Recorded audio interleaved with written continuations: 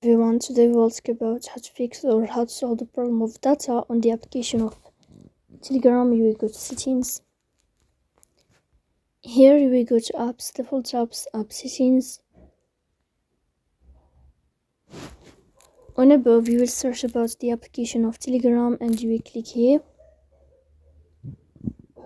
In this page of app info, you will go to first stop and you will click OK.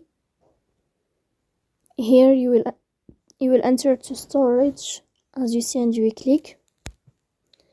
After that we click on clear cache.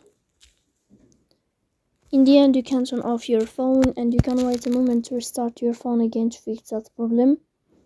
So please don't forget to support us by like and subscribe.